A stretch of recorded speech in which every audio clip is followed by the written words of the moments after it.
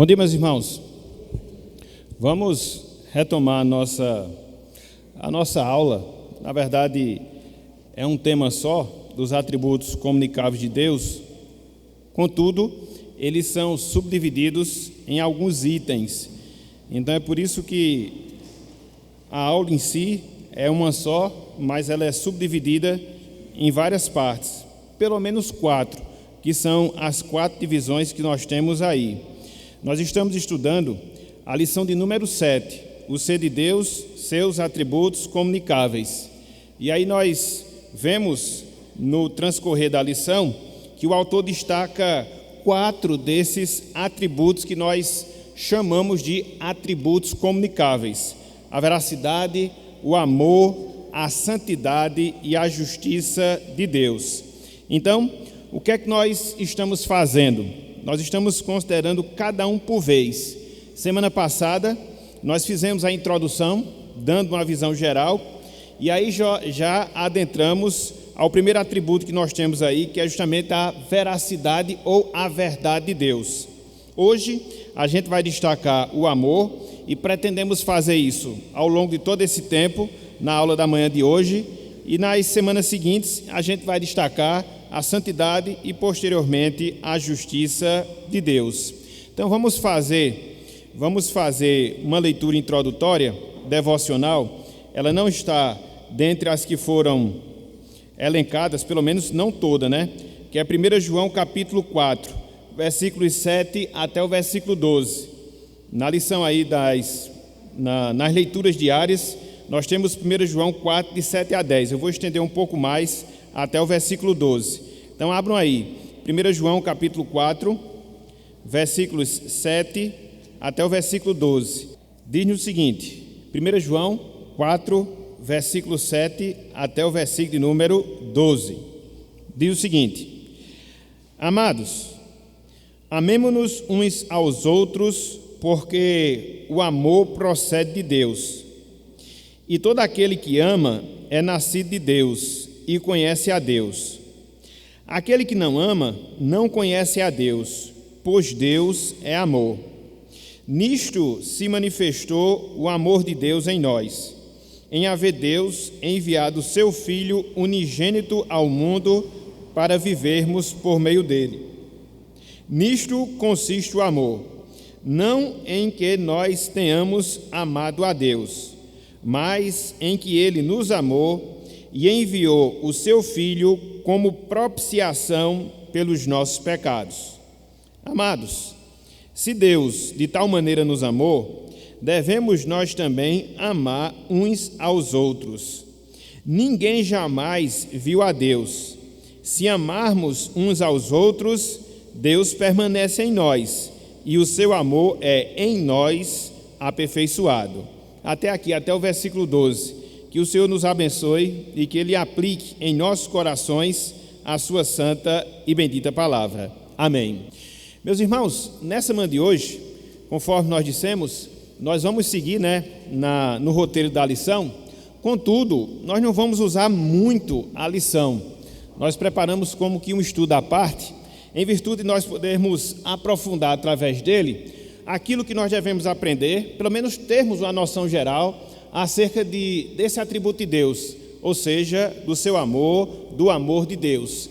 Na verdade, eu vou até fazer uso da lição só na parte final da nossa aula, se assim der tempo, porque eu queria fazer pelo menos 2 observações, de acordo com o que nós temos aqui escrito no texto da nossa revista. Mas eu vou primeiro expor o assunto propriamente dito, porque aí vai ficar muito mais fácil a gente fazer essas observações, ok? Então, conforme vimos na semana passada, nós estamos, meus irmãos, minhas irmãs, considerando uma das categorias dos atributos de Deus, a saber, os seus atributos comunicáveis. Os seus atributos comunicáveis. Nós vimos na semana passada que quando nós estudamos sobre o ser de Deus, nós vamos naturalmente nos depararmos com as qualidades, que nós chamamos de atributos de Deus. E quando nós analisamos, à luz da palavra, esses atributos através dos quais Deus ele se revela, nós percebemos que existem duas divisões para que nós possamos ter uma compreensão mais clara desse tema, desse assunto, os atributos ou as qualidades de Deus. No primeiro momento, nós podemos enxergar os atributos ou as qualidades que nós chamamos de incomunicáveis, ou seja, qualidades que são pertencentes exclusivamente a Deus e que nós não desfrutamos, nem no sentido limitado, nem no sentido relativo. Inclusive, foi objeto de estudo na lição anterior. A eternidade de Deus, a sua infinidade, a sua onipotência, a sua onipresença, a sua onisciência. Então, são qualidades que Deus detém e detém somente para si. Em nenhum aspecto elas são vistas nas nossas vidas. É por isso que nós chamamos de atributos incomunicáveis. Pertencem somente a Deus. Contudo, meus irmãos, minhas irmãs, por outro lado, há uma outra categoria, que é justamente essa que nós estamos estudando, que nós chamamos de atributos comunicáveis. Ou seja, são qualidades que nós enxergamos na pessoa de Deus e, num certo sentido, também nós enxergamos em nós, homens, mulheres, criados à imagem e semelhança de Deus. São através desses atributos que nós chamamos de comunicáveis que Deus ele se relaciona conosco, cada um de nós que somos homens e mulheres, sobretudo nós que somos nascidos e nascidos de novo. Então, vimos na semana passada a verdade de Deus e hoje nós vamos estudar acerca do amor de Deus. A gente não pode negar esse fato. Todos os seres humanos, mesmo que de forma derivada, eles sentem esse sentimento, ou seja, o amor. Da mesma forma que existe em Deus, no sentido ilimitado, no sentido absoluto, no sentido puro, de certa forma, nós também temos essa qualidade, esse atributo, o amor. Tanto é que nós amamos os nossos semelhantes e, em especial, quando nós somos nascidos de novo, nós temos essa capacidade de acordo com a palavra, amarmos o nosso próximo segundo aquilo que nos ensina a palavra do Senhor. Contudo, antes de nós adentrarmos a esse atributo de Deus, ou seja, o seu amor, se faz necessário nós fazermos uma observação. Que observação? Nós precisamos, meus irmãos, minhas irmãs, observar que esse atributo que nós iremos estudar, ou seja, o atributo do amor, é um dos aspectos de um outro atributo de Deus, ou seja, a sua bondade. Via de regra, algumas pessoas gostam de misturar essas duas coisas, mas a gente deve ter essa percepção mais clara. Deus, ele é bondoso e na sua bondade ele se revela de várias formas, dentre elas através do amor. Então, se nós pudéssemos assim comparar, o amor é um subproduto do atributo da bondade de Deus, assim como é a misericórdia, assim como é a graça, assim como é a paciência de Deus. Então, o atributo completo, bondade de Deus, e ela se verifica através de que formas? Através do seu amor, através da sua paciência, através da sua graça e também através da sua justiça. É como que fosse uma laranja, né? Dividida em vários gomos. Então você tem o atributo maior, a bondade, e dentro dele, o que é que você vai encontrar? O amor, a paciência, a graça e a misericórdia de Deus. Percebem que o assunto é bem vasto e a gente vai dar apenas uma ligeira noção trabalhando a questão do amor, mas se nós fôssemos especificar, detalhar, nós teríamos que ver a graça de Deus, teríamos que ver a sua paciência, teríamos que ver a sua misericórdia, pelo menos por hora a gente não vai ver. Vamos ver no momento mais adiante, ou seja, lá no futuro, se Deus assim permitir. Então, a primeira observação que nós queríamos fazer é justamente essa. Quando nós tratamos acerca do amor de Deus, qual é a noção que nós devemos ter? Que ele é um subproduto de outro atributo de Deus, ou seja, a sua bondade. Deus é bom, e pelo fato dele ser bom, ele é amoroso. Pelo fato de ser bom, Deus é paciente. Pelo fato de ser bom, Deus é gracioso. Pelo fato de ser bom, Deus é misericordioso. Perceberam, meus irmãos, esse detalhe? Então, é uma visão mais clara acerca desse atributo de Deus. Além disso, nessa palavra introdutória, eu queria chamar a atenção da necessidade Que necessidade? A necessidade que nós temos de trabalhar esse atributo, ou seja, o amor de Deus, por pelo menos duas razões, por pelo menos dois motivos. Em primeiro lugar, porque quando nós falamos, sobretudo hoje, em relação ao amor de Deus, a gente percebe, meus irmãos, minhas irmãs, algumas distorções ou alguns conceitos errados, equivocados, que algumas pessoas têm acerca desse atributo. E, infelizmente, quando nós falamos acerca do amor de Deus, às vezes passa a ideia, através da visão que algumas pessoas têm, de Deus ele ser um suplicante do nosso amor, de estar pedindo o nosso amor pelo fato dele, Deus, ser amor. É uma noção errada, é uma noção equivocada, e a gente vai tentar esclarecer ao longo da lição.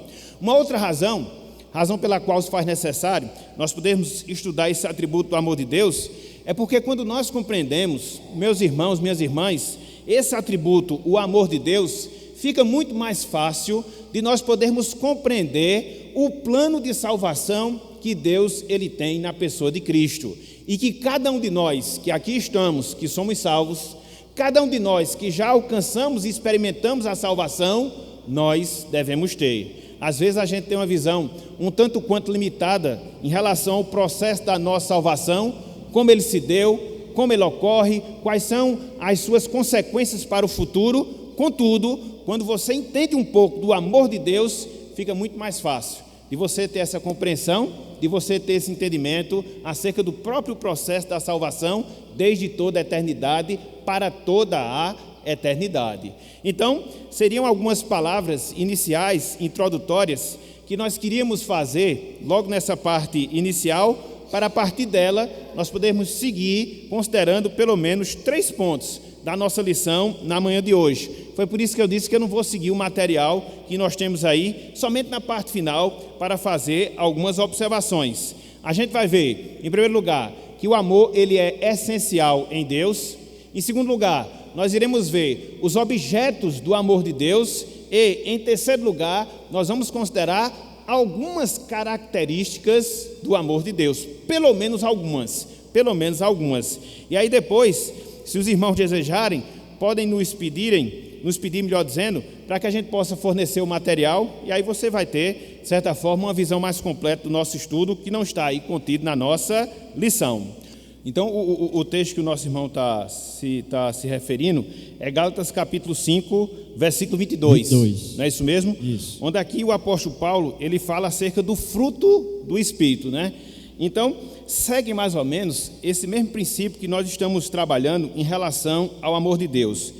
Muitas vezes, quando a gente lê aqui esse texto de Gálatas 5, 22, 23, onde ele fala do fruto do Espírito, via de regra a gente resume esse fruto ao amor e os seus desdobramentos. Na verdade não é. O fruto do Espírito envolve todas essas virtudes às quais o apóstolo Paulo fez referência. Quais são?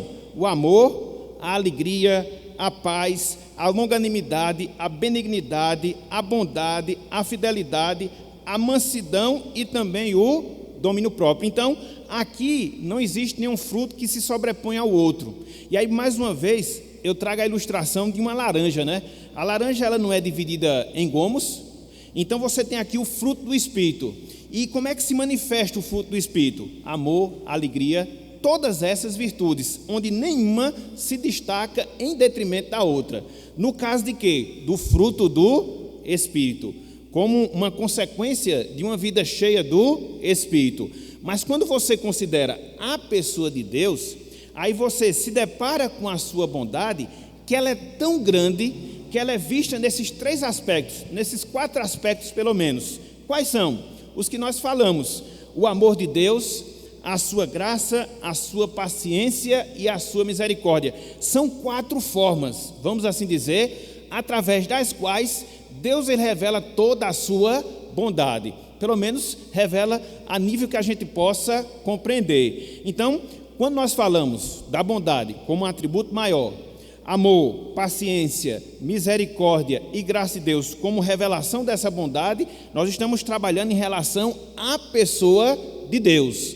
Quando Paulo ele fala aqui do fruto do Espírito, esse fruto do Espírito envolve todas essas virtudes, dentre todas, o amor é apenas, vamos assim dizer, o amor é uma delas. Então, às vezes a gente lê, em virtude do amor vir primeiro, né? A gente sempre pensa que ele tem um destaque em relação aos demais. Mas, na verdade, quando há o amor, as outras, naturalmente, elas virão juntas. Por quê? Elas formam um conjunto, elas formam uma unidade. Uma vida cheia do Espírito, ela é traduzida através dessas manifestações. Amor, alegria, paz e assim sucessivamente. Então, é diferente, vamos assim dizer, no tratamento que a gente dá quando a gente considera o atributo da bondade de Deus e os seus desdobramentos. Porque o que é que Paulo fala? Isso é bem interessante. Lá em 1 Coríntios 13, ele aponta para 3 virtudes. Quais são? A fé, a esperança e o amor. Vivenciamos essas 3 hoje. Aí quando Paulo ele vai seguir na argumentação do capítulo 13, ele diz que dessas 3, o amor é o maior e ele vai permanecer para sempre. Por quê? A fé que nós temos hoje é a fé na pessoa de Cristo, na sua salvação. Vai chegar um momento em que nós estaremos perante Cristo. Então, a fé por si só, ela não vai ser mais necessária, porque nós haveremos de vê-la assim como Ele é. Da mesma forma, a esperança. Hoje nós temos a esperança em que? Na consumação do plano de salvação. Mas quando esse plano de salvação ele for consumado e nós estivermos perante a presença de Deus, a esperança não vai ser mais necessária, porque nós não mais estaremos esperando, nós já estaremos o quê? Experimentando. E por que vai permanecer o amor? Porque o amor vai ser a explicação de tudo, em especial do fato de nós estarmos na presença de Deus. Porque foi na eternidade que Ele nos amou, manifestou o seu amor na era presente, e o seu amor ele vai se estender por toda a eternidade. Por isso que nesse sentido o amor não vai ter fim, porque ele vai explicar tudo o que envolveu e o que envolve o nosso plano de salvação. Aí foi por isso que Paulo disse, entre fé, esperança e o amor vai permanecer. Por quê? Ele é a explicação de todo o processo da nossa salvação e vai explicar o fato de nós estarmos eternamente na presença do nosso Deus. Percebem aí esse detalhe em relação a essa distinção, né, que Paulo faz dessas 3 virtudes lá em 1 Coríntios 13, ok? E em relação ao texto lá de Marcos, do jovem rico, né, quando Cristo chega para ele e diz, bom só existe um que é Deus, na verdade o que é que Cristo estava querendo fazer com essa afirmativa? Ele queria apontar para a necessidade que aquele jovem deveria ter acerca da bondade. De quem? Do próprio Deus e também da pessoa de Cristo. Porque quando ele se dirige a Cristo, ele diz assim, bom mestre. Então, a visão que ele tinha de Cristo não era que ele era Deus. A visão que ele tinha de Cristo é que ele era apenas um bom mestre, um bom rabi, mas não que ele era o próprio Deus encarnado. Então, quando Cristo diz, bom só existe um, ele já começou a aguçar o pensamento, a reflexão daquele jovem, para que ele pudesse conceber que ele não estava diante apenas de um grande mestre, mas ele estava diante do próprio Deus. Então foi por isso que Cristo fez essa afirmativa, para chamar a atenção dele para esse fato que ele não estava percebendo, e ao que tudo indica, até o final da conversa não percebeu, porque quando Cristo fez o desafio a ele, o que foi que ele fez? Se retirou triste da presença do Senhor, em virtude de ser rico, em virtude de ser dono de muitas propriedades. E uma coisa interessante, veja, o que é que nós estamos considerando? A bondade de Deus, ela se verifica através dessas 4 facetas, desses 4 aspectos: amor, paciência, graça e misericórdia. Muito bem. Experimentamos desses 4 aspectos na presente existência? Sim, mas uma vez que nós estivermos glorificados, com os nossos corpos transformados, e estivermos eternamente na presença de Cristo, precisaremos de misericórdia? Precisaremos de graça? Precisaremos de paciência? Não, nós não vamos mais pecar, porque Deus vai ser misericordioso conosco. Não é? Nós necessitaremos de graça, não porque graça é um favor imerecido, é um favor dado a quem não merece. Nós estaremos com os nossos corpos glorificados, semelhantes ao corpo de Jesus Cristo. Paciência, a paciência se dá em virtude das nossas limitações, onde muitas vezes, ao longo da nossa caminhada, a gente peca. Quando chegar no céu, vamos precisar? Também não. E o amor? O amor não, a gente vai precisar sempre. Repito, porque ele é a explicação para tudo. Então, desses atributos, a gente percebe esse destaque em relação ao amor de Deus, Porque ele tem essa importância, vamos assim dizer, em relação aos demais, porque ele vem da eternidade passada e nos leva para a eternidade futura. E ele vai estar sempre presente e presente nas nossas vidas. Perceberam? Perceberam esse detalhe? Ok? Muito bem. Podemos seguir agora no primeiro ponto da nossa lição? Sim ou não? O assunto é profundo, meus irmãos, e requer uma certa visão mais aprofundada, e aí a necessidade da gente investir mais tempo nisso. Ok? Então, em primeiro lugar, o que eu queria mostrar para vocês? Que o amor, meus irmãos, minhas irmãs, ele é essencial em Deus. O amor, ele é essencial em Deus. E quando você olha para a Bíblia, quando você olha para a palavra de Deus, você chega facilmente a essa conclusão em virtude de algumas afirmações que autores inspirados de Deus fizeram. Por exemplo, João. Abram aí, mais uma vez, na primeira carta de João, capítulo 4. Inclusive foi o texto que nós lemos aí na nossa introdução, pelo menos um dos. A gente vai ler um outro que nós não lemos. 1 João, capítulo 4, versículos 8 e 16. O amor é essencial em Deus, né? O amor, ele é em essência na pessoa de Deus. Deus não demonstra amor, ele é o próprio amor. Deus, ele não demonstra amor, ele é o próprio amor e vai revelando esse amor na medida da sua relação com o mundo por ele criado. Abram aí, João capítulo 4, 1 João, versículos 8 e também o versículo de número 16. Olhem só. Aquele que não ama, não conhece a Deus, pois Deus, ele é amor. Está vendo aí? Então, nós só amamos, e a gente vai ver isso lá na frente, porque Deus nos amou primeiro. Nós amamos como uma virtude derivada. Deus, ele é o próprio amor. E no seu relacionamento conosco e na nossa criação, ele nos dotou com essa capacidade de amarmos, sobretudo uma vez que nós somos salvos. Mas Deus, ele é a própria essência, é a própria origem do amor. E João, ele é muito claro nesse sentido. Deus, ele é amor. Você adianta um pouco, versículo 16. Olhem só o que o apóstolo João aqui nos ensina. Ele diz: e nós conhecemos e cremos no amor que Deus tem por nós. Deus, ele é o quê? Amor. E aquele que permanece no amor, permanece em Deus, e Deus nele. Está vendo aí, meus irmãos? Deus é a essência do próprio amor. É por isso que eu não advogo muito essa causa. Geralmente você vê isso, sobretudo nos relacionamentos humanos. Não, o amor acabou. O amor não pode acabar. O amor não pode acabar. Porque a origem do amor é quem? Deus é limitado? Ele tem uma capacidade restrita? Não, gente, Deus é infinito.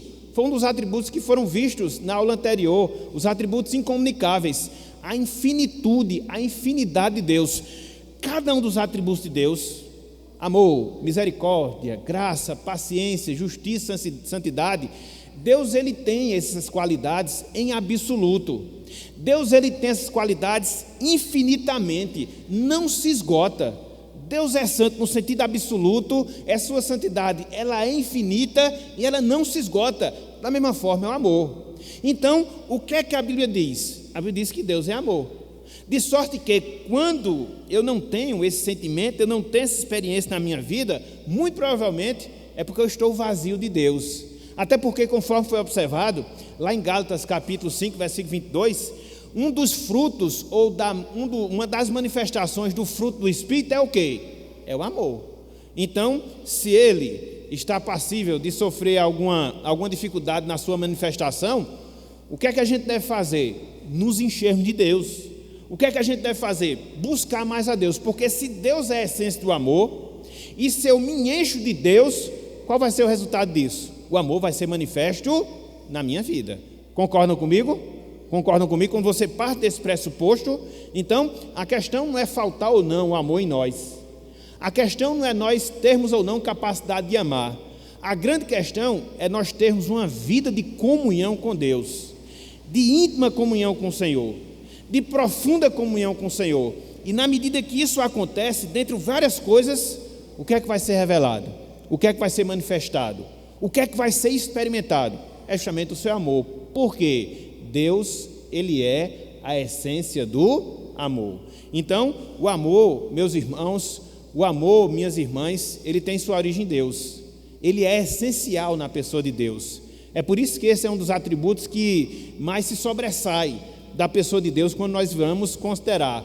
Porque conforme nós temos aqui na palavra, Deus, repito, é a própria essência do amor. É a primeira verdade, é o primeiro ponto que eu queria considerar aqui com os irmãos. Ok? Alguma dúvida, alguma pergunta para nós seguirmos no segundo momento? Não?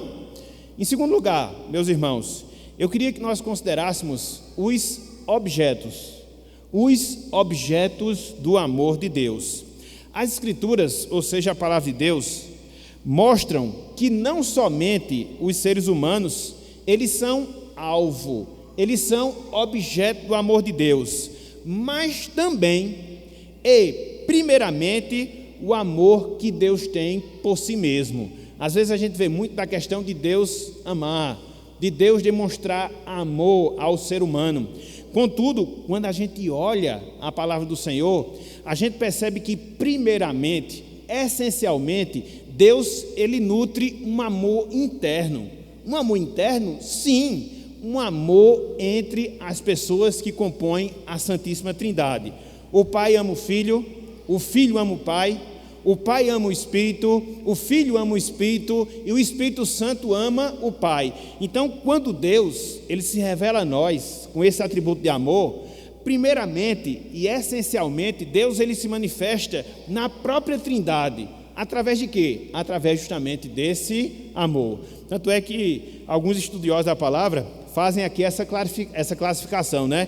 Existe o amor interno de Deus, que é o amor que é desenvolvido entre as pessoas da Trindade, e o amor externo de Deus, que é aquele que Deus revela às suas criaturas, quer seja a natureza como um todo, quer seja aos seres humanos. E a gente de fato observa que isso é uma verdade. Por exemplo, abram aí, Evangelho de João, capítulo 3, versículo 35. A gente vai ver aqui Cristo dizendo que o Pai o ama. Olha só que coisa interessante. Cristo aqui faz essa afirmação. Dentro da relação das pessoas da Trindade, o Pai amando o Filho. Só para a gente ter aqui uma ligeira noção. Então, quando a gente experimenta desse atributo, na verdade, já é um resultado de Deus manifestar esse atributo entre o seu próprio ser, ou seja, entre as pessoas da Trindade. Evangelho de João, capítulo 3, versículo 35. Evangelho de João, capítulo 3, versículo número 35. Olha que coisa maravilhosa, meus irmãos, que coisa fantástica. Olha só, João 3, 35. Abriram aí? Depois que todos estiverem abertos, a gente vai ler. Olha só, o Senhor Jesus Cristo dizendo: o Pai ama ao Filho e todas as coisas tem confiado às suas mãos. Veja, o que Cristo fala aqui, que ele desfruta do amor do Pai. O Pai o ama, a primeira pessoa da Trindade amando a segunda pessoa da Trindade. E o contrário também é verdade. O Filho ama o Pai. Olha aí, João 14, 31. João 14, 31. João 14, 31. Olha só. Contudo, assim procedo, para que o mundo saiba que eu amo o Pai e que faço como o Pai me ordenou. Levantai-vos, vamos-nos daqui. Olha só, o Filho ama o Pai. E é interessante, né? Como é que Cristo manifesta e comprova o amor que ele tem para com o Pai? De acordo com a descrição que ele faz aqui no versículo 31. Existe uma descrição, onde ele confirma que ama o Pai. Da metade para o fim do versículo 31, qual é? Isso, porque Cristo fazia aquilo que o Pai o havia ordenado. Amor, meus irmãos, não é mero sentimento, não. Às vezes é complicado, né, a gente falar de amor hoje, porque o amor foi levado uma conotação tão nociva, tão limitada, tão prejudicial, que, via de regra, ele acaba sendo uma moeda de barganha, né? Um mero sentimentalismo. Não, o amor ele é visto em ações, o amor ele é visto em atitudes. A gente vai ver isso lá na frente. E o próprio Cristo, ele estabelece esse parâmetro aqui. Que parâmetro? Ele ama o Pai? Sim. Como é que ele confirma que ele ama o Pai? Pelo fato dele ser obediente ao Pai. Então esse negócio de dizer, não, eu amo a Deus, não, eu gosto de Deus, sim, beleza, mas como está a sua vida de sujeição à vontade de Deus? Bem, aí não está como deveria estar. Então você precisa avaliar se de fato você está amando e em que nível você está amando a Deus. Por quê? Amor, meus irmãos, é ação. Não só é de palavras, não só é sentimentalismo, mas amor é atitude, é ação, é iniciativa. E a gente vê isso claramente, ensinado por Jesus Cristo. Então veja, Deus ama o Filho ama o Pai. E aí quando eu vejo essa questão dos objetos do amor de Deus, eu fico impressionado, meus irmãos, como Deus é gracioso, como Deus é misericordioso, como Deus é bondoso. Por quê? Pense bem. Bastava a Trindade se amar a si mesma, vamos assim dizer. Deus precisava de nos amar? Deus ele precisava do nosso amor? Sejamos sinceros, o que é que os irmãos acham? Deus ele precisava nos amar?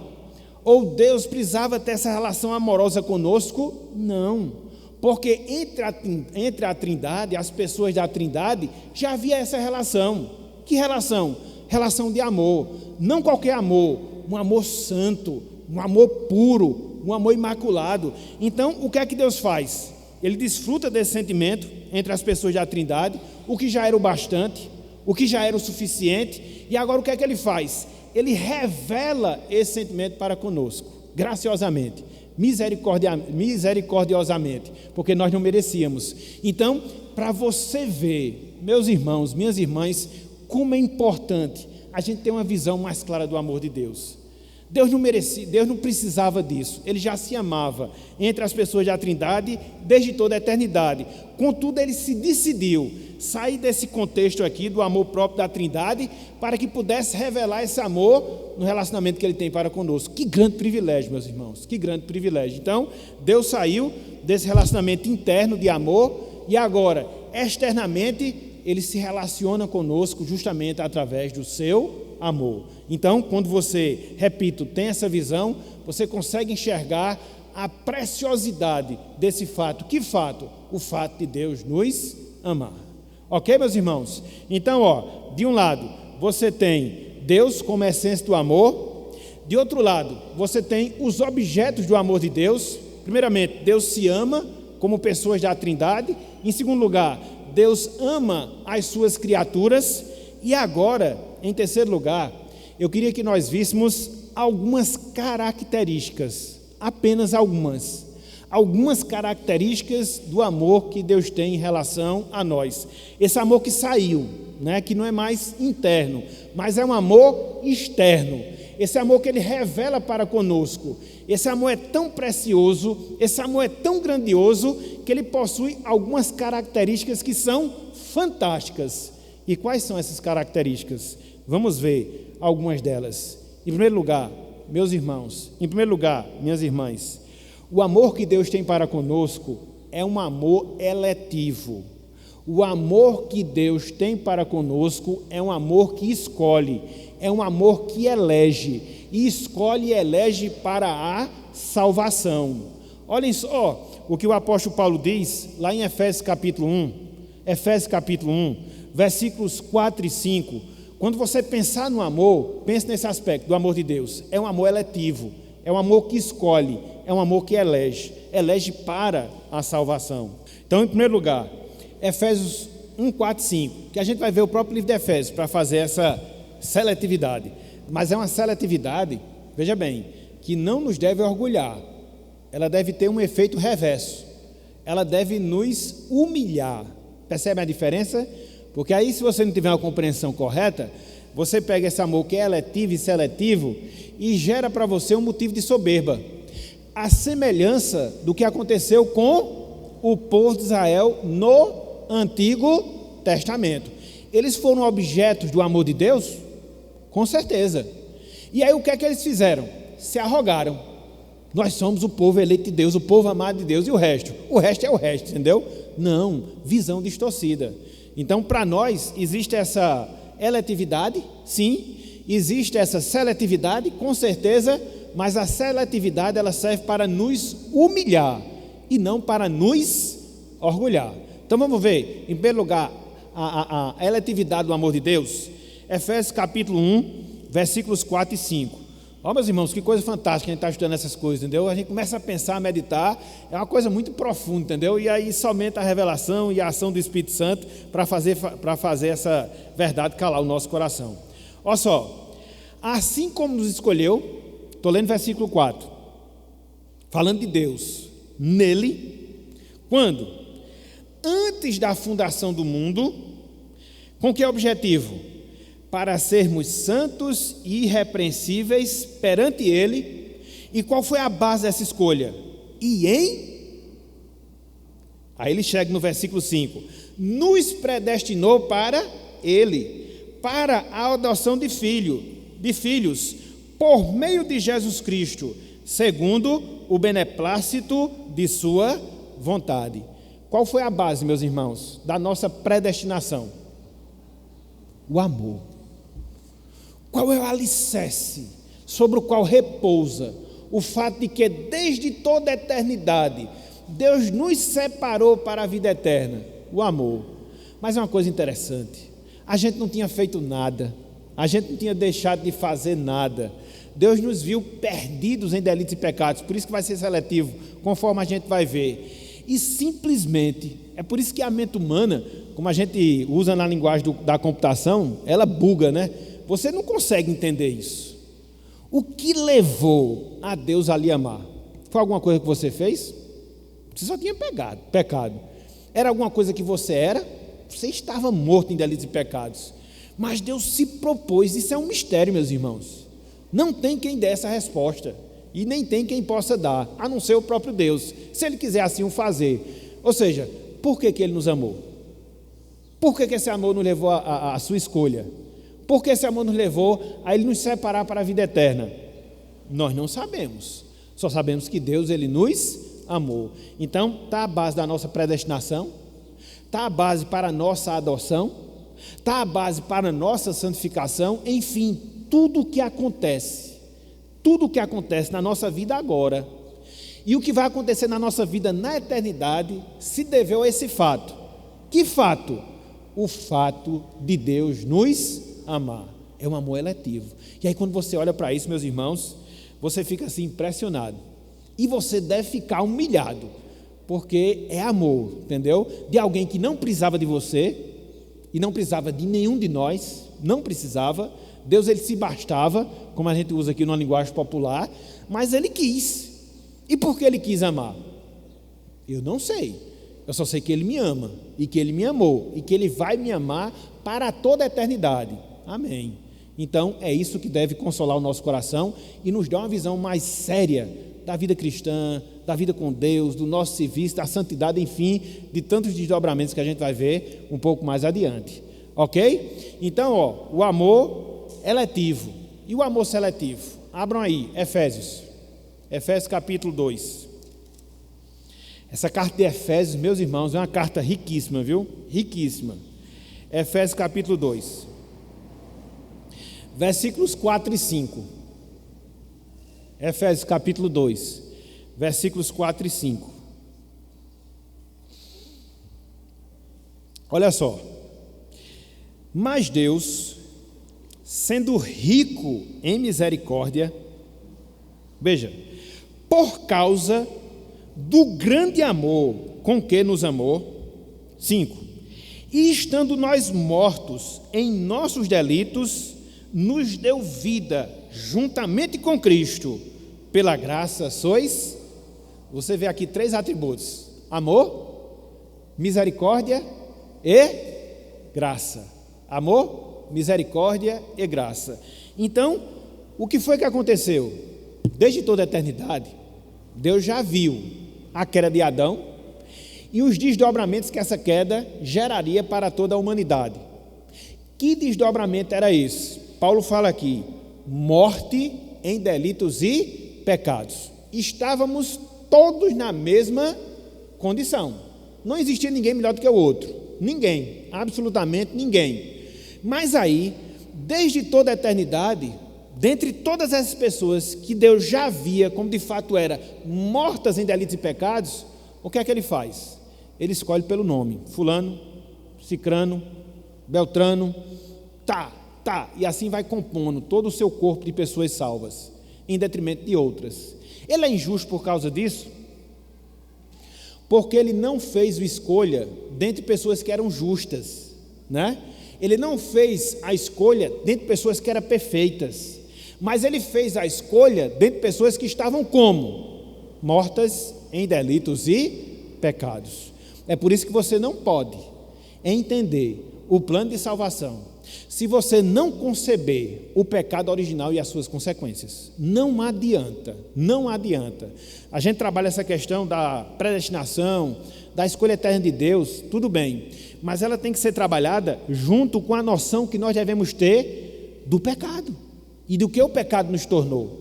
Só existem duas categorias de pessoas, meus irmãos, nesse mundo no qual nós vivemos: ou você está morto em delitos e pecados, ou você foi perdoado dos seus pecados. Existe uma coluna do meio? Não existe. Ou você está lá, ou você está cá. Então, foi o que aconteceu. Dentre todos quantos estavam perdidos, Deus separou alguns para a salvação. Repito, a injustiça? Não. Por quê? Estávamos todos perdidos. A grande ilustração que vem à minha mente foi de uma pessoa no passado que ele ilustrou da seguinte forma: nós éramos como vasos quebrados, cacos. Então estávamos todos num depósito, né? Éramos cacos. E aí Deus foi juntando alguns desses cacos, né, desses vasos que estavam sendo quebrados, que haviam sido quebrados, e foi formando para si novos vasos. Então, não é injustiça, porque todos já estavam quebrados. Não é injustiça, porque todos já estavam em pecados. O que sobressai aqui? O amor. Porque mesmo assim, Deus ama, exerce misericórdia, demonstra graça, e isso são aspectos, conforme nós vimos, de quê? De um atributo maior, a saber, a sua bondade. Deus é bom em todo tempo. Em todo tempo, Deus ele é bom. Veja bem, nesse texto aqui de João 4, se a gente pegar o texto aqui em João 4 especificamente, ele está se dirigindo para a igreja.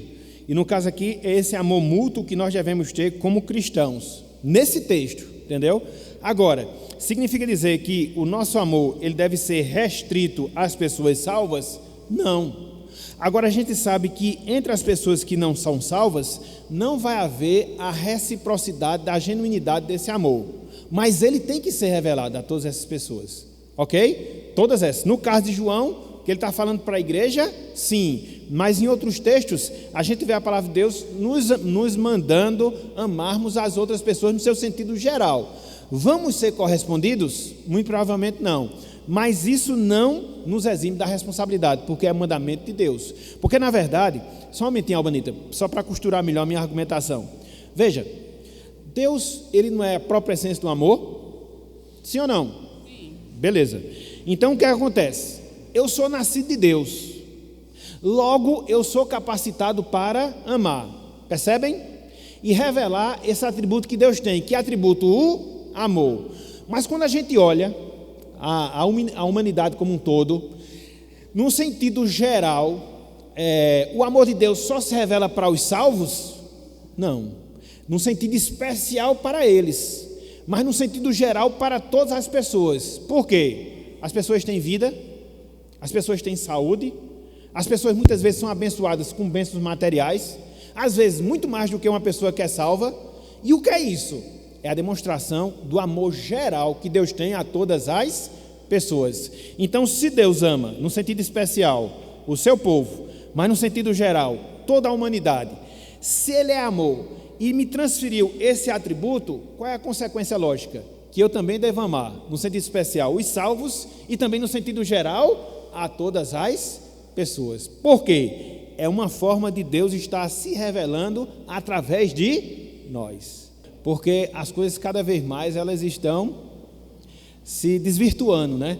E é por isso que Cristo disse que o amor de muitos esfriarão. E a gente está vendo isso, esfriamento do amor. E a gente tem essa tendência, infelizmente. A gente é do mundo. Aí o que acontece? Quando a gente se converte, a gente faz uma separação absoluta do mundo, entendeu? A gente vive como que num claustro, né? Trancado dentro da igreja, e às vezes somente limitado aos trabalhos da igreja, e deixa de evidenciar esse amor. Meus irmãos, eu estava vendo a vida de Jonathan Edwards, alguma coisa que falou em relação a ele. A Islane está aí, tá?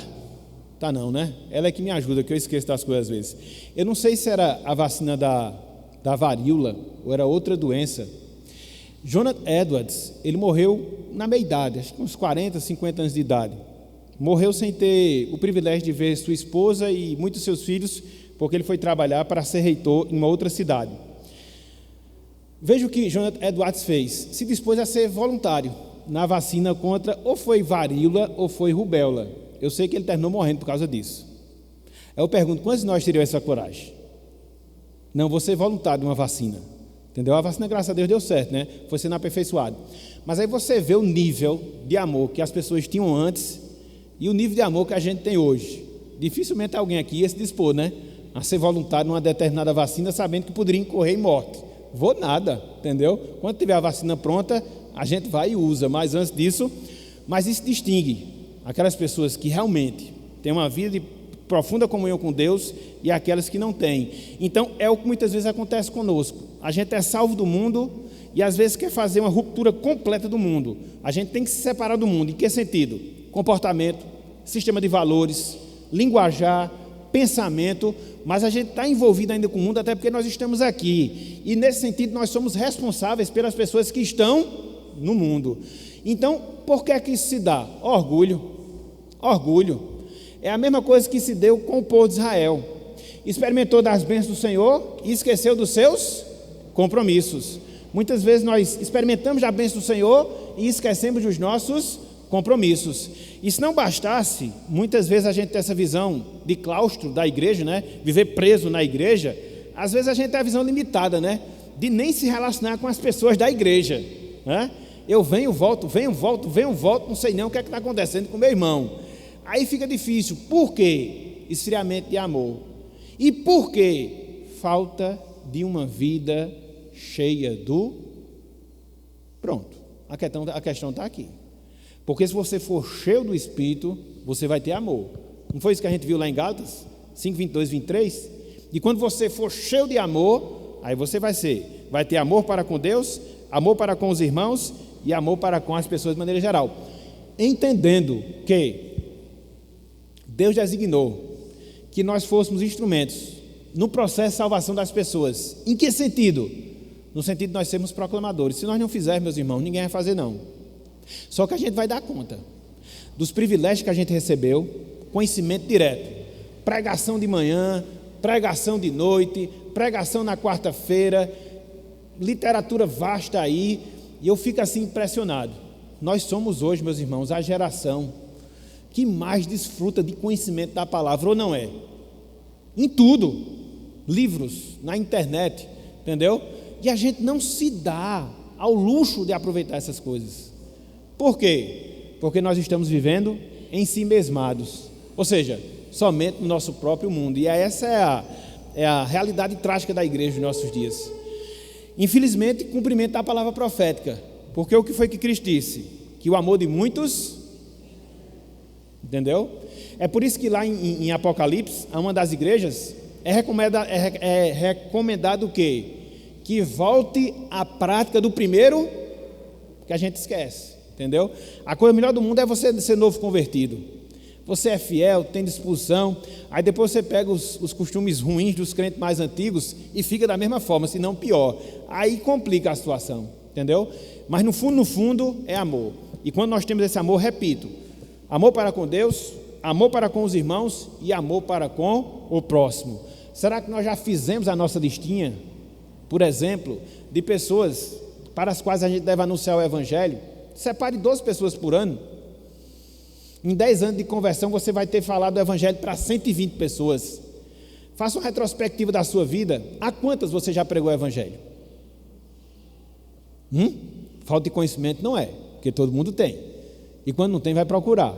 Então, precisamos avaliar se de fato a gente tem a noção do que é esse amor que Deus teve para conosco. Porque quando você tem, você faz igual o apóstolo Paulo. Eu estava tentando encontrar aqui, mas não encontrei, mas não achei. Lá em Romanos, quando ele fala em relação aos judeus, os judeus incrédulos, né? Vocês puderem me encontrar e me ajudar, eu vou agradecer. Quando Paulo disse que desejava ser anátema, amaldiçoado por Deus, para ver a salvação dos seus compatriotas. Isso é que é amor, gente. Ele desejava ser amaldiçoado por Deus, mas para ter a salvação dos seus compatriotas. Isso é amor. Capítulo 10 ou 11. Ele diz: eu prefiro ser anátema em favor dos meus irmãos. Isso é que é amor, gente. A gente não sabe o que é isso, entendeu? Tanto é que o levou a viver uma vida dedicada ao evangelho, certo? Mas está respondida aí, Albanita, dessa responsabilidade toda. Eu fui um pouco prolixo porque às vezes é necessário. Já que a gente já está no final, abram aí, bem rapidinho, Mateus 5. Viu, Albanita? Lá naquele contexto lá de 1 João, o amor ali é entre os crentes, beleza, especificamente falando. Mas veja o que Cristo diz aqui e perceba se não é muito mais abrangente. É por isso que a Bíblia é sempre texto e contexto, né? A gente tem que analisar cada um deles. Eu vou fechar aqui porque a gente só tem 4 minutos para poder encerrar, mas eu queria fazer menção. Mateus 5, 43. Sim. Pois não. Diga, Célia. Romanos 9, 3. Oh, beleza. Está vendo aí? Isso. Romanos 9, 3. Porque eu mesmo desejaria ser anátema, separado de Cristo, por amor de meus. Olha só. Substituir. Romanos 9, 3. Paulo dizendo. Está vendo aí? Anátema, separado de Cristo, em favor dos seus irmãos. Está vendo aí, meus irmãos? Que amor de abrir mão da salvação, se assim pudesse, para beneficiar os seus compatriotas. Olha só que exemplo. Muito bem, Romanos 9,3. Anotem aí, Romanos 9,3. Muito obrigado, Célia, muito obrigado. E aqui, Mateus 5,43, pegando aí o que a Albanita havia perguntado, Cristo disse: ouvistes que foi dito, amarás o teu próximo e odiarás o teu inimigo. Foi uma perversão que os judeus fizeram na lei, né? Versículo 44. Eu, porém, vos digo: amai vossos inimigos e orai pelos que vos... Ora, se Cristo manda a gente amar os inimigos, Albanita, então está incluído tudo aí, entendeu? Se os inimigos ele manda a gente amar e orar pelas pessoas que nos perseguem. Às vezes eu fico vendo, meus irmãos, problema de comunhão na igreja nada mais é do que imaturidade espiritual. Problema de comunhão na igreja nada mais é do que imaturidade espiritual. Se a gente seguir o evangelho, não tem problema, não tem problema. Ah, não vou mais naquela igreja, não sei o quê. Vai aprender a perdoar e vai aprender a amar. Depois a gente conversa sobre isso, entendeu? E às vezes a gente fica passando a mão nesse tipo de postura como se fosse normal. Não. Muito provavelmente aquela pessoa nem salva é. Por quê? Se esse é o tipo de amor que ela está seguindo de Cristo, eu não sei que evangelho eu estou seguindo. Concordam comigo? Então isso é sério. Isso é muito sério. Entendeu? A gente tem que considerar o evangelho. O evangelho ele é simples, porém ele é desafiador. E Cristo disse aqui: você deve amar os seus inimigos, muito mais os irmãos em Cristo, mesmo aqueles que dão uma dor de cabeça arretada para você, mas é assim que você deve fazer, entendeu? É amar, entendeu? Porque Cristo diz: para que vos tornei filhos do vosso Pai Celeste, porque Ele faz nascer o seu sol sobre maus e bons, e vi chuva sobre justos e... Deus é bom com todo mundo. Ele não separa, não vai chover só no terreiro do crente, no descrente vai ter sol. Não, é tudo, todos. Porque se amardes os que vos amam, que recompensa tendes? Não fazem os publicanos também o mesmo? E se saudardes somente os vossos irmãos, que fazeis de mal? Não fazem os gentios também o mesmo? Portanto, sede vós perfeitos, como perfeito é o vosso Pai Celeste. Gostar de quem gosta da gente, meus irmãos, é a coisa mais fácil do mundo. Mas eu quero ver você gostar da pessoa que lhe critica. E muitas vezes ela critica você para o seu bem. É porque muitas vezes a gente vive numa condição vitimista, e o que tem de crente vitimista é uma coisa séria. Você não pode tocar, não. Como dizia pastor Armando, é o crente emboar. Sabe qual é o crente emboar? Eu não vou naquela igreja, não. Aquele povo é ruim. Ruim é você, rapaz. Ruim é você. Entendeu? Não é os outros, não. É você que é ruim. Então, a gente vive assim, não pode fazer uma repreensão. Fico triste, eu vou ficar com depressão. Não, isso é safadeza. Depressão é outra coisa. Entendeu? Então, veja o que Cristo disse. Nós devemos amar os nossos inimigos, porque amar quem ama a gente é a coisa mais fácil do mundo. Amar quem nos critica já é um desafio, mas é esse desafio que faz revelar a graça do Evangelho no nosso coração, porque os ímpios fazem isso. Eles amam a quem os elogiam, amam a quem o ama, porque não tem nada de sobrenatural nisso. Agora, sobrenatural é muitas vezes você ser tripudiado, muitas vezes você ser injustiçado, e mesmo assim você ter amor por aquela pessoa. Isso é graça, isso é salvação. Isso só vai ser possível se nós tivermos o amor de Deus no nosso coração. Isso é Evangelho. Evangelho de Cristo, de Jesus Cristo. A gente vai apresentar aquele versículo de Efésios 4,15. Mas, seguindo a verdade em amor, cresçamos em tudo naquele que é o cabeça, Cristo. Vamos lá, citá-lo para a gente encerrar. Encerra mesmo agora, porque as crianças já chegaram. Todos juntos, a uma só voz. Efésios 4,15. Vamos lá. Mas, seguindo a verdade em amor, cresçamos em tudo naquele que é o cabeça, Cristo. Efésios 4,15. Que Deus nos abençoe, meus irmãos, e nos ajude a amar mais com o amor que Ele nos concedeu em Cristo Jesus. Amém.